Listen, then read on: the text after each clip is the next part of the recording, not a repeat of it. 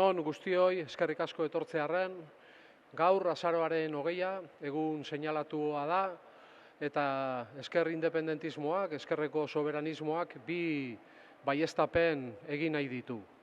Lehena, Franco diktadorea orain 50 urte hil zen, baina frankismoak bizirik dirau.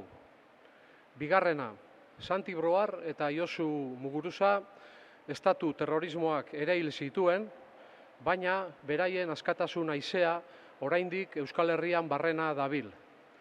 Franco diktadorea hil eta 50 urtera, esan dezakegu lotua eta ondo lotua utzi izanaren ondorioz, bere oinordeko politikoak oraindik ere mehatxu erreala direla herri honentzat, mehatxu erreala direla Euskal Herriarentzat. Horregatik, posible da, horregatik, arrisku erreala ere bada garai ilunak bueltatzera Euskal Herrira. Horrela, adierazi izan du herri honetako edo herri zati honetako lehendakariak ere, eta arrisku horren aurrean nolabait mugak jarri beharrean gaude. Oinordekoak, frankismoaren oinordekoak ikusten ari gara nolatan, kaleetan, instituzioetan, sare sozialetan, bizitzaren esparru guztietan aurre hartu nahian dabiltzala, eta horri kontrajarri behar zaion antifasismoa ere balioan jarri nahi dugu. Antifasismoa ere Euskal Herrian urte luzeetan indarrean eta presente egonda eta horren ezinbestekotasuna aldarrikatu nahi dugu gaurkoan ere.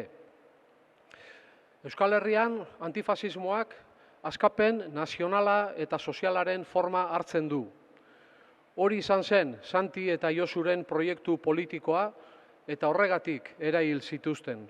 Horregatik gaude gaur hemen, beraien pertsonak balioan jartzeaz gain, Euskal Herriaren askapen prozesuaren ibilbidean bulkada berri bat aldarrikatzera ere bagatoz.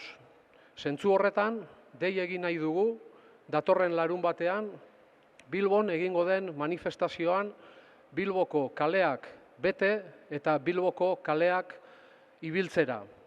Santirekin, Josurekin, frankismoaren azken fusilatutakoekin, esatera Euskal Herrian dabilen askatasun haizea izango dela herri hau bere askatasunera eramango duena. Eta esatera ere, ez gerra zikinak eta ez frankismoak ezin izan zutena, ezingo dutela orain frankismoaren oinordekoek ere egin, alegia herri hau makurtzea.